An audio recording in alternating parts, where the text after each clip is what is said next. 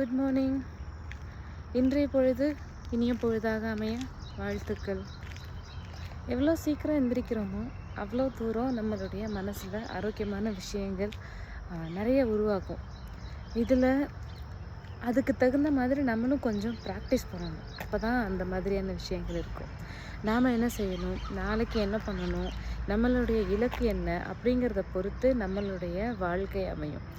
எப்போவுமே ஏதாவது தேவையில்லாத சிந்தனைகளில் சாப்பிட்றது, தூங்கிறது மற்றும் சில சிற்றின்பங்களுக்குள்ளேயே நம்மளுடைய எண்ணங்கள் மூழ்கி இருக்கும் பொழுது எந்த ஒரு முன்னேற்றமும் நமக்கு இருக்காது. எவ்வளோ சீக்கிரம் எழுந்திரிச்சாலுமே நம்ம எண்ணங்களை தெளிவாகவும் மகிழ்வாகவும் ஒரு நல்ல பாசிட்டிவான சிந்தனைகளையும் நம்ம வச்சுக்கிறோம் அப்படின்னா கண்டிப்பாக அந்த வாழ்க்கை ரொம்ப அழகாக இருக்கும்.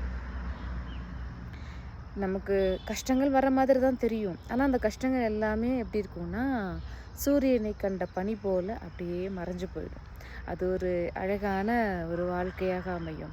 சுற்றிலும் ஒவ்வொருத்தருக்கு ஒவ்வொரு வகையான வாழ்க்கை இருக்குது. நம்ம இருக்கக்கூடிய இந்த வாழ்க்கையிலே பார்த்திங்கன்னா சிற்றின்பத்திற்குள்ளேயே இருக்கக்கூடிய ஒரு சாரார் இருப்பாங்க. ஒரு சாரார் பணம் சம்பாதிக்கிறதுலையே இருப்பாங்க. ஒரு சாரார் இறை நம்பிக்கையிலேயே இருப்பாங்க.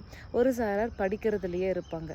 படிப்பை பற்றி பேசுகிறேன், நான் படிக்கிறதுல இருப்பாங்க. இந்த மாதிரி ஒவ்வொருத்தருடைய வாழ்க்கையும் அவங்களுடைய உலகமும் வேறு மாதிரி தான் இருக்கும்.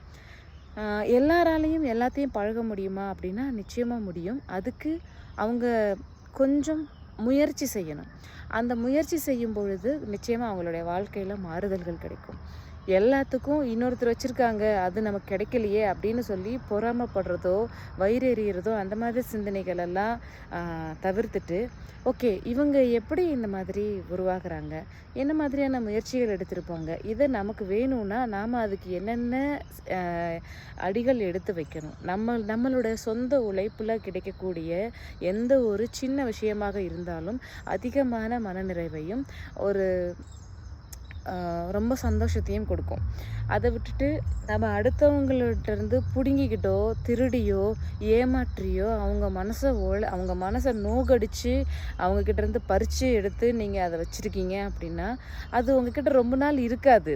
அந்த நேரம் நீங்கள் நினைக்கலாம், ஆஹா நம்ம இவங்ககிட்டேருந்து 5 லட்ச ரூபா காசு ஆட்டையை போட்டோம்டா, வெரி ஜாலி, இதை வச்சு நம்ம ஃப்ரெண்ட்ஸ் கூட ஜல்சா பண்ணலாம், ஊர் சுற்றலாம் அப்படின்ற எண்ணங்கள் இருந்தாலும் கொஞ்ச நாளைக்கு தான். அது சீக்கிரமாகவே அழிஞ்சு போயிடும். அதுக்கப்புறம் மறுபடியும் வேற ஒரு ஆளை பார்த்து மறுபடியும் ஏமாற்றணுங்கிற மாதிரி நம்ம திருப்பியும் அலையணும். அப்போ மனசு இருட்டுக்குள்ளேயே தான் இருக்கும், வெளிச்சத்துக்கே வராது. அதுக்கு பதிலாக நமக்கு தேவையான காசு நாம் சம்பாதிக்கணும்.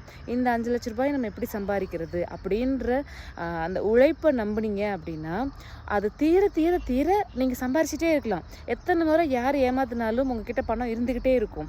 அதை விட அடுத்தடுத்த படிக்கு உயர்ந்துக்கிட்டே இருப்பீங்க. ஸோ எந்த வாழ்க்கை வேணும் அப்படிங்கிறத நீங்கள் தான் டிசைட் பண்ணணும். நான் பணத்தை ஒரு உதாரணமாக வச்சு சொல்லியிருக்கேன். ஏன்னா பணம் தான் இங்கே எல்லாத்துக்கும் அடிப்படையாக எல்லாருடைய வாழ்க்கையிலும் இருக்கிறனால அதை வச்சு சொல்லியிருக்கேன். எல்லா விஷயங்களுக்கும் இதுதான் பொருந்தும்.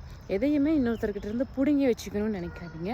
அந்த விஷயத்தை எப்படி உருவாக்கணும் அப்படின்ற ஒரு நேர்மறையான சிந்தனைக்குள்ளே போனீங்கன்னா எல்லாமே வெற்றியாகவே கிடைக்கும். மறுபடியும் வேறொரு வீடியோவில் சந்திக்கலாமா?